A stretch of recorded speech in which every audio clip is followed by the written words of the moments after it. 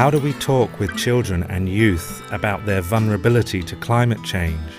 It is already disrupting their lives and is going to get worse. If we tell them of our fears, do we risk hurting them? I didn't want to cause hurt, so had avoided having those conversations with children.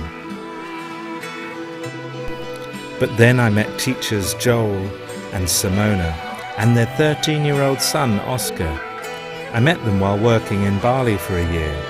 This is their story of facing climate reality together with young people at home and in school. Oscar's a introspective, sensitive, and really intelligent.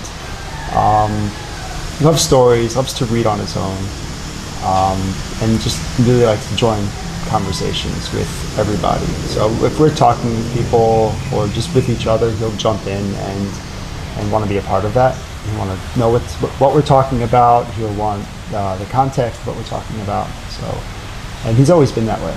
He's always been eager to understand what's going on around him, and just to be part of the conversation. Also, I guess it's important that he has never gone to a conventional school. He's only been homeschooled, and when he wasn't homeschooled, he was going to Green School, which is a eco school in the jungle of Bali.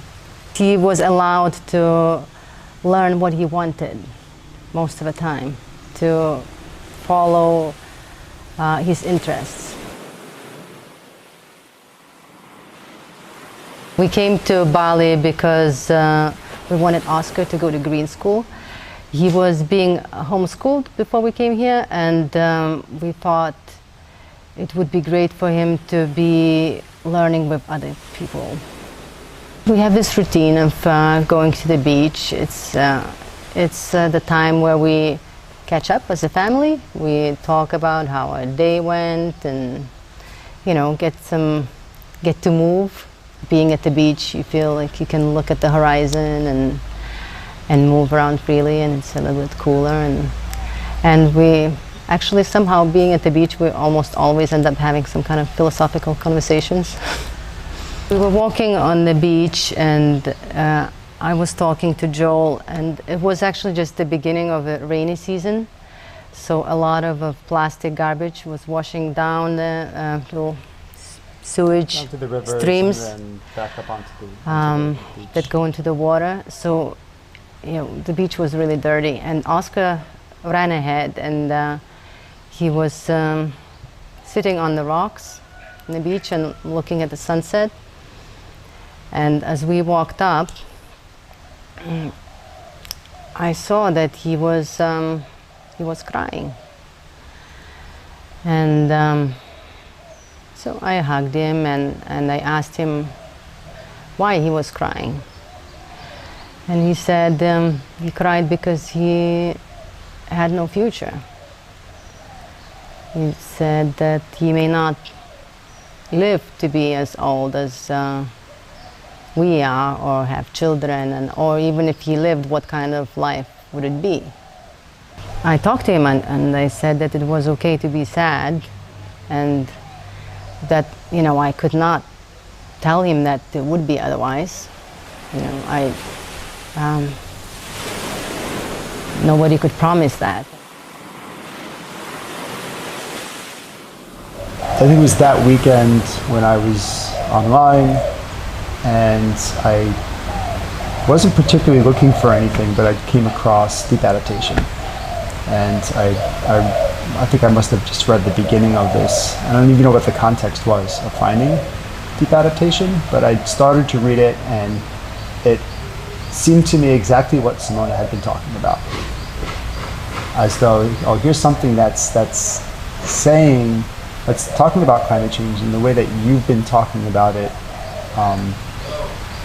So you should read this. And I sent her the link to the article, and I think you looked at it, and We saw how long it was and said, well, we should maybe print this out and read it together. So we had printed it out. I think it was a Saturday morning, Oskar and Simona and I sat right around here and just started reading. I was reading it out loud. We would stop every few paragraphs, or when something came up that we thought Oskar might not understand, and talk about it, or ask him to rephrase something we've read, and he would, we have a discussion around that.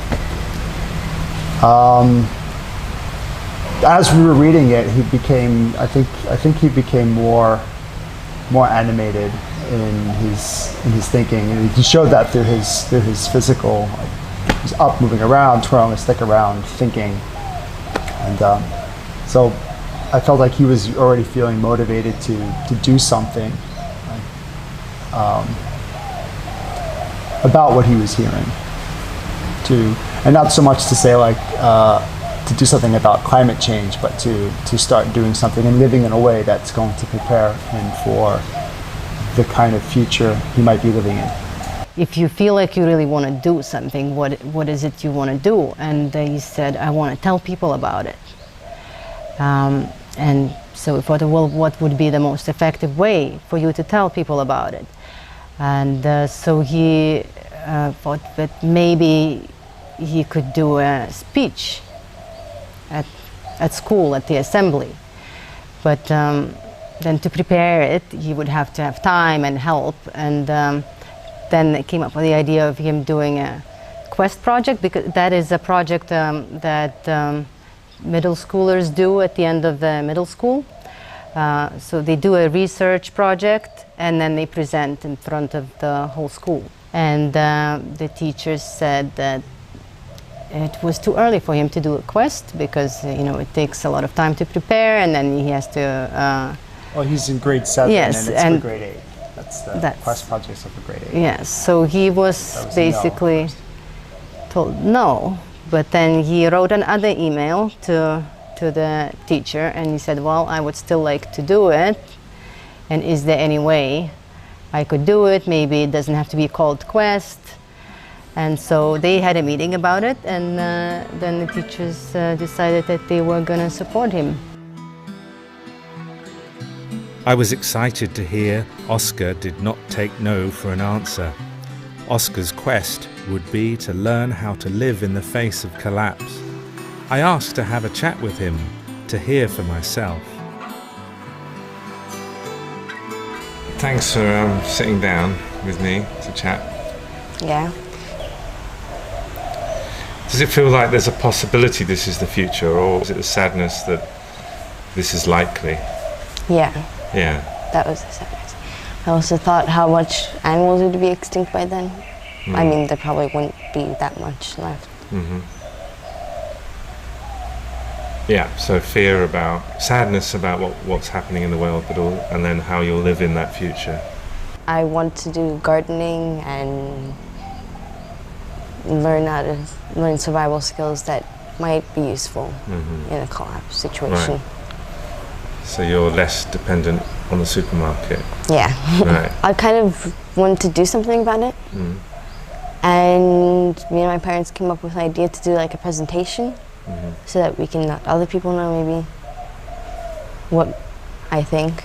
Right. So you don't have opportunities to talk about this in school? Yeah, I don't really find like the moment, like the context. There's never talking about issues or anything. So right now I'm doing the project where I'm going to be making a video about my experience with this topic. Emotional experience mostly. So the topic being not just climate, but the collapse. The collapse, yeah. the sense you have that there will be some kind of breakdown in the way we live. Yes. The idea of bringing into classroom came from me actually talking to Oskar and having this anxiety about the future. And then I thought, well, if he has those feelings, he's probably not alone. There's probably a lot of children that feel that way, and there is no venue, there is no place for them to really talk about it and to learn about it. And so after we read the paper, we discussed it with Joel whether that would be a good way to bring this topic into the classroom, to actually look at this as a research paper and talk to kids about it. This was the first time I had heard of any teachers bringing the topic of societal collapse into their school. I wanted to know more. We found that actually kids just wanted to talk about it. So we had to actually adapt and change the course as we went, because we thought it was more important to have that space for them to talk about it. A friend of mine who works at Green School was here, and we were telling him about the class and about the context of the class. And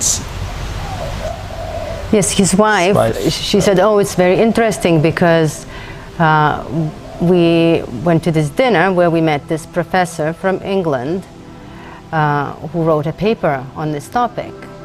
And so I asked her what was the name of the professor, and then that's how we found out that you were in Bali. My outlook on the future is painful enough for me and my colleagues. What would it be like to talk with young people about it? I'm a professor at a university, but I had not been to a classroom of school kids since I was at school myself. Oskar said I should go. It felt right to join him in his quest.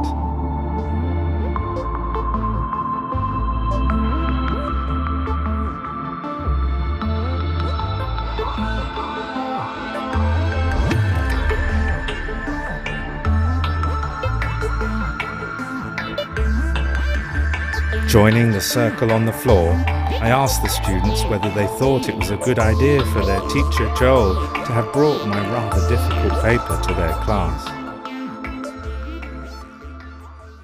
More for me, what the paper has done is it's just like kind of changed the way I look at climate change in general. It's going to be our future and our kids' generation, and it's going to be the upcoming generation who's going to come. And I find it is partially, you know, this knowledge, and saying you should not know about it because you are too young for it, I find that is a bit harsh because it's our future. It's like you know there's going to be a bomb in the future, but you won't tell anyone, you know what I mean? I find nothing's going to change if you won't tell any people about it. And I find, or whoever says that students should not know about this, I find that's almost quite selfish to say they shouldn't for their own protection. But who at the end are you going to protect? Because actually it's going to do more benefit to anybody if you tell them about it and then have them figure out what to do about it. Knowledge is power, and if you never tell them, they never have the power to change anything. So I want to know, you know, because what Miss Lee was saying, I agree with the adults being selfish. Like, I think it's our right to know that, but it is also really freaking scary, and it could also impact my decisions not for the better in a way. So I haven't really decided how I feel like that, but I do believe I'd rather have the knowledge of what could happen than not, for sure. For my age, I feel like it's okay to tell, but I can't really see if it would do any harm or good if it was for younger age, like 9, right? Because they probably wouldn't understand as well. I didn't want to write an essay or do some art. I wanted to just write a story because that's how I think best. And so the story is basically just how this 12-year-old person deals with climate change in terms of like holidays, because it was like right before Christmas. And so in the story, the girl explores like what it was like before social collapse, how everyone overate, capitalism, and how her parents right now are kind of depressed, I guess, because they no longer have that. And, you know, in the end, she harvests these sweet potatoes that she, you know, worked really hard on as a Christmas present instead of, you know, toys or clothes for her parents. Can I ask a question? Do you imagine the future like that?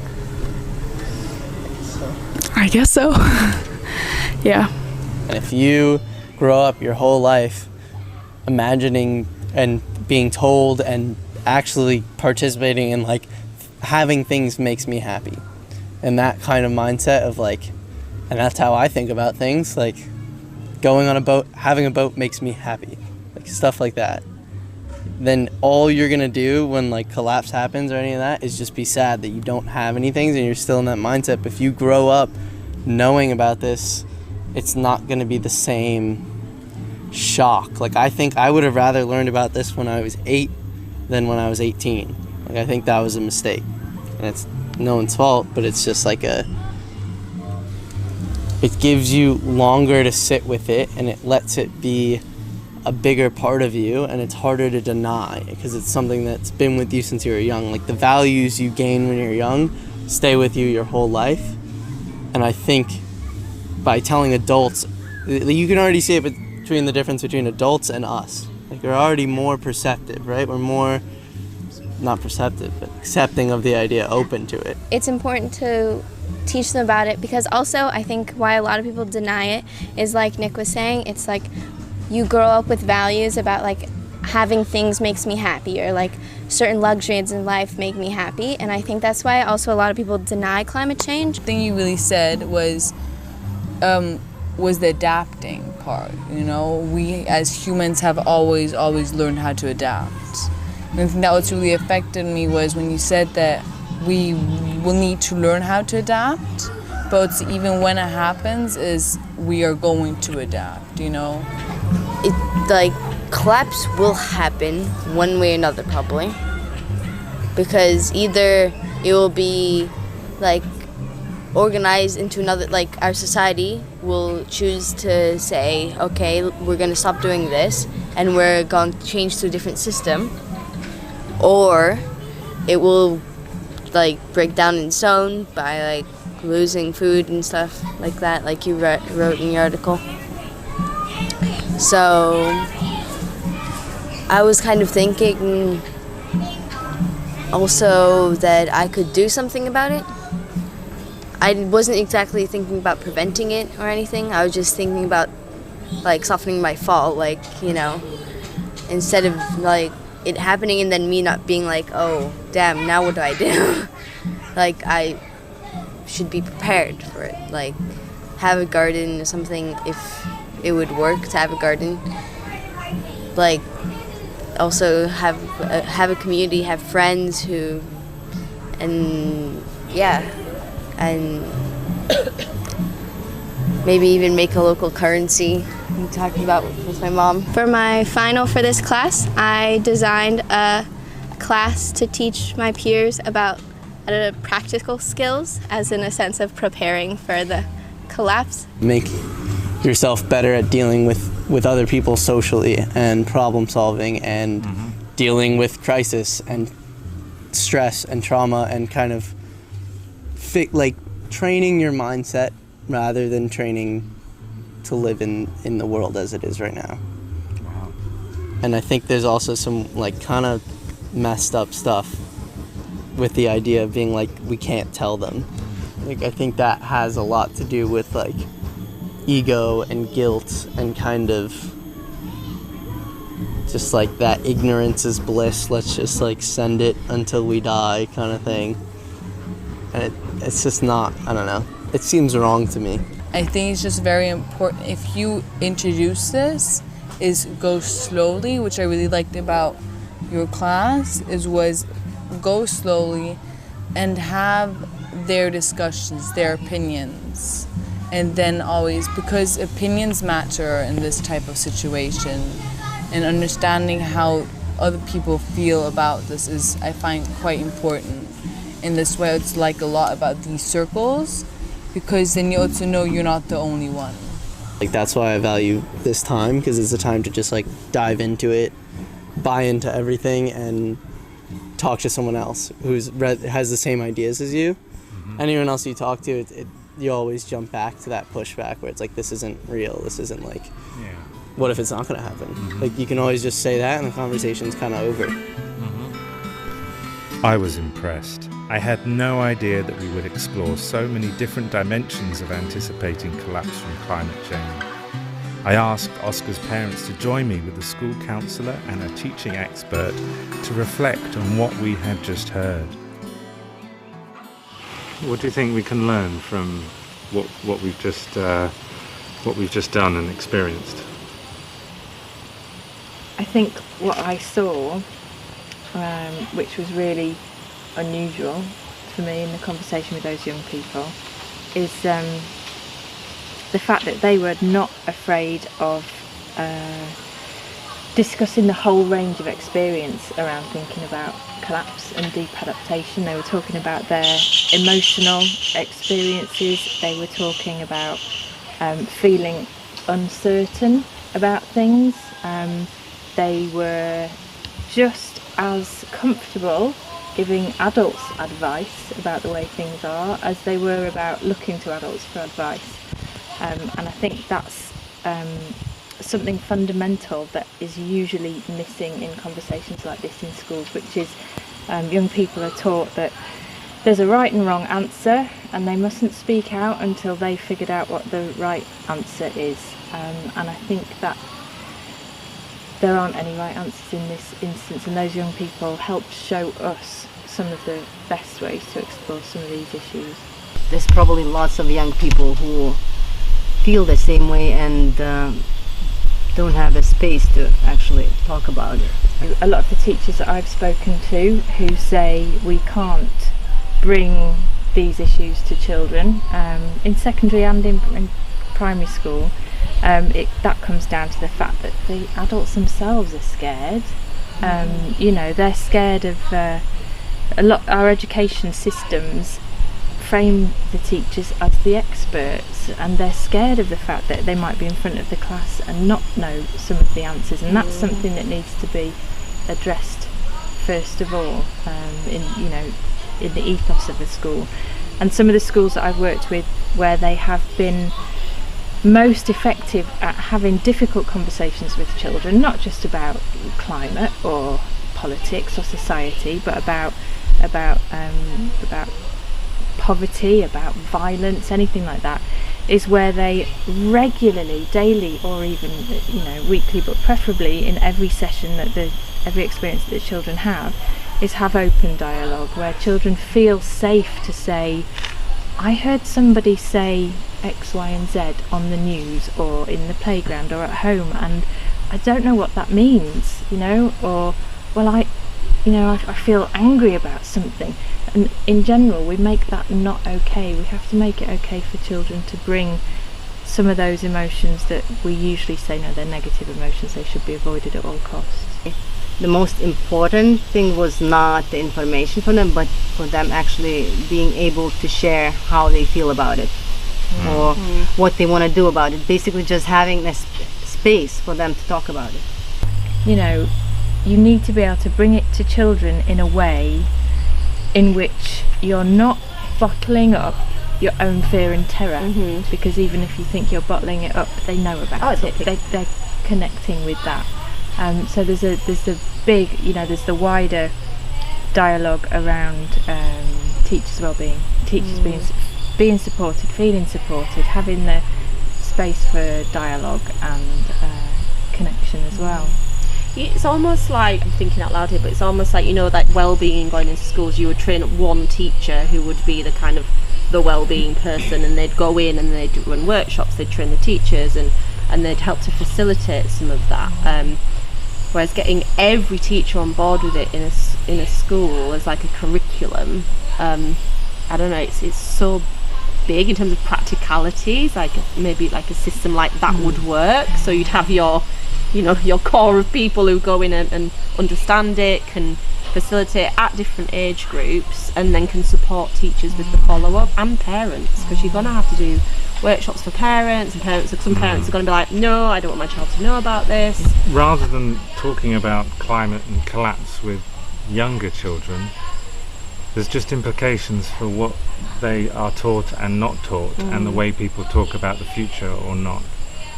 So maybe you don't have to talk about climate and collapse, but there's a whole paradigm that's shaping the way young children are being taught that needs to change. We only got on camera the reunion of Joel's class. He told me that when he first brought my Deep Adaptation paper to his students, there was shock, confusion, and anger. These young people were given the chance to express and discuss those emotions and arrive at a different place by the time we join them. Their schooling is quite unique, but shows what is possible. The news was talking about irreversible changes happening in the climate, and yet most of the articles would end, well, we still have the solutions and we only need the political will.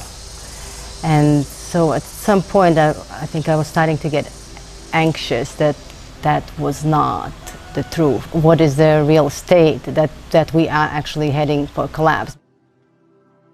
I think it was good that we let people know that collapse is probable. I think it's okay to feel the sadness and the fear, and the sadness is what made me do the project that I'm doing and made me think about what I can do to save myself in the future. Today, our children are being forced to learn how to fit into an economy that's probably not going to exist for them.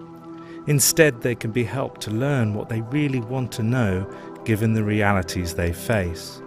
We do not know for certain how or when societies will break down due to climate change, but we do know that not helping young people to discuss that would only make matters worse. Like all of us, our youth can sit in circles to express emotions, uncertainties, and new ideas. Their upset and anger at what we have done to this world is understandable and could be a creative force.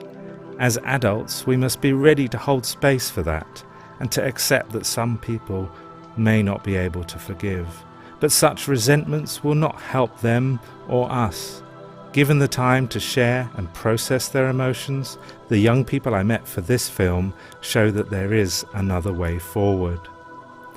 Powerful forces may try to amplify any resentments, but for young people now can be a time to reject the tired stories of our destructive culture, to discover new ways forward by simply asking if something is kind, wise, and creative.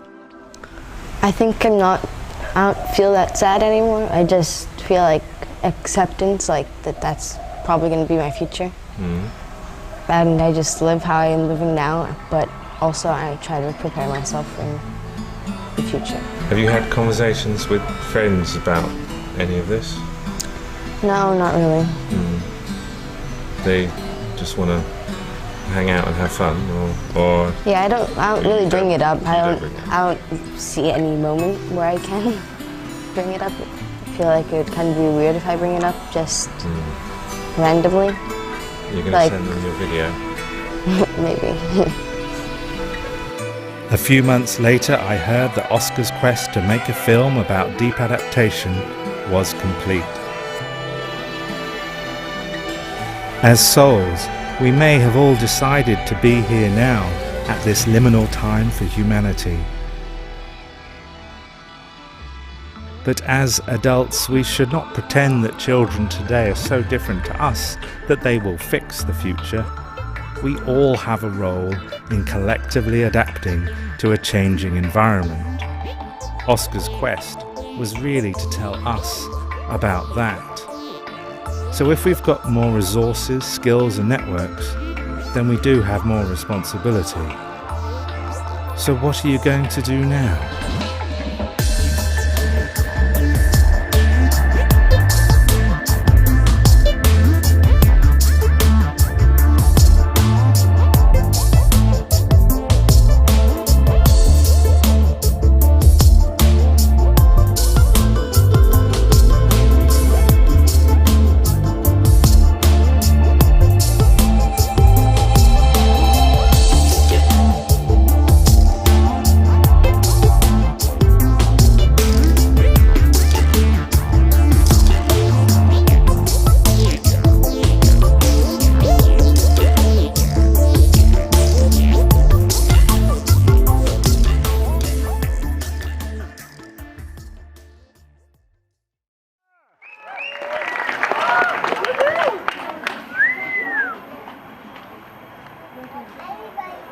Hello. I think that it's great that we are joining the global youth climate movement today. But as Green School, we should be doing way more. We say to the world that we are the Green School. We lead in green education. We do have some amazing things here. We have beautiful campus and nature, solar batteries, gardens. We have lots of awesome teachers and other amazing minds in the community. And we have fun learning. Other people in schools can learn something from us, and that's great. But in the light of the new information we are getting from scientists about the ecological breakdown, we are also one of the most terrible schools on Earth in our impact. Almost everybody at Green School flies here. We fly around for school trips. Many of us travel back to their home country on even short breaks like Nippy. I'm not an exception. I flew to Australia for Christmas holiday. We live in big villas. We drain the resources of this island without giving much back. We are hardly a good example of climate leadership and climate justice. If this is a real climate emergency, like the United Nations and scientists around the world tell us, if we are talking about coping with floods, fire, violence, starvation, migration, and even the breakdown of civilization in our own lives, then what are we, the Green School, actually doing about it? I do not feel this emergency in my day-to-day schooling. Nobody talks about it in the way that feels real. We will not be bystanders and observers of a climate change impact. We will have to live through them or die in them. We don't talk about it partly because we don't really know how to talk about it or what we should do about this crisis. It is scary to think this way.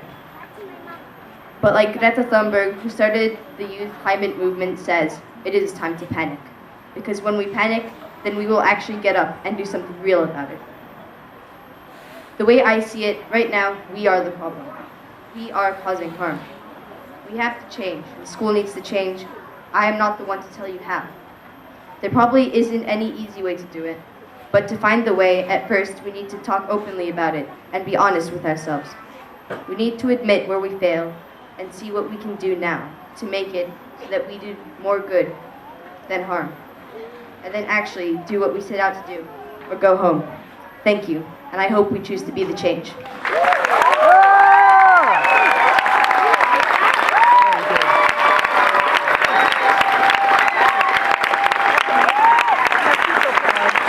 Yeah, I'm gonna cry.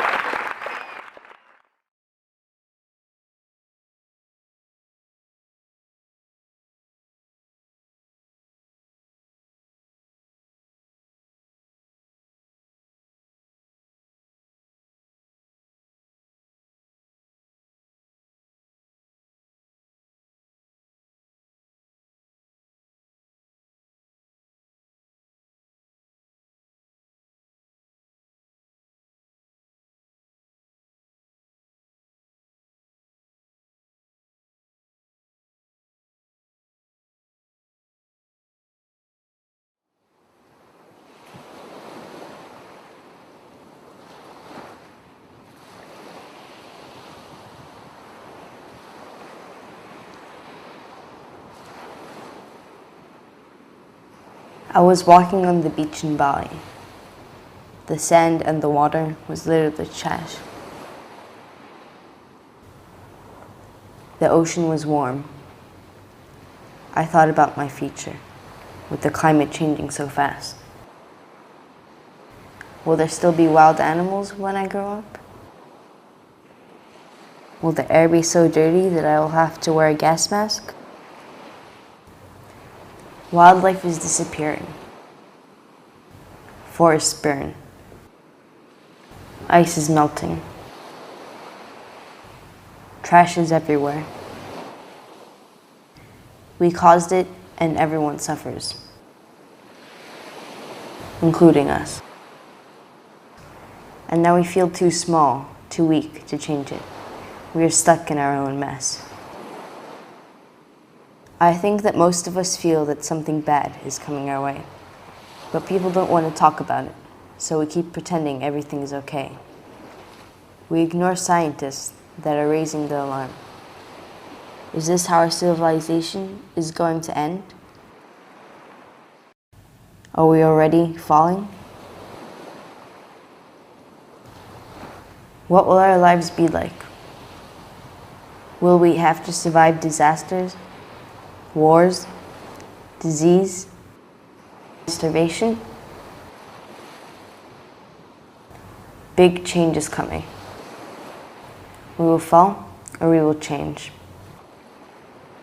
Either way, we will not live the way we do now. At school, we do not learn how to prepare for such a future.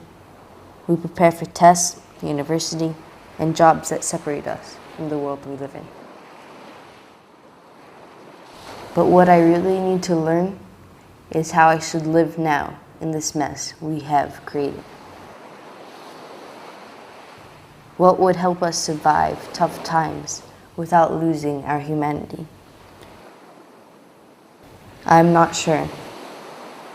Having fresh, clean water, growing our own food, having true friends, making better decisions.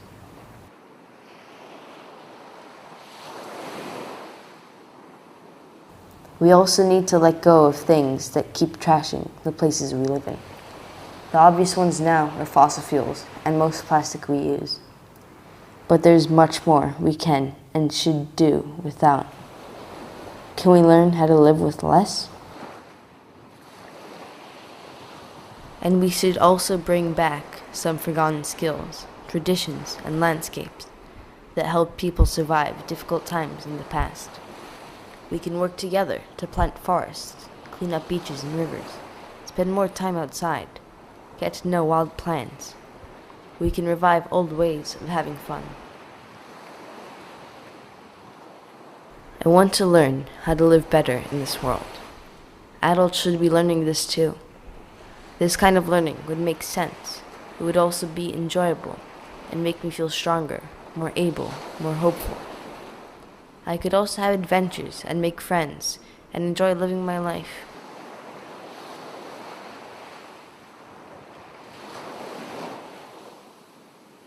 It's time to stop pretending that everything will be okay. It is time to gather, look at the truth, and talk about how we should live now. We children should have a say in it too.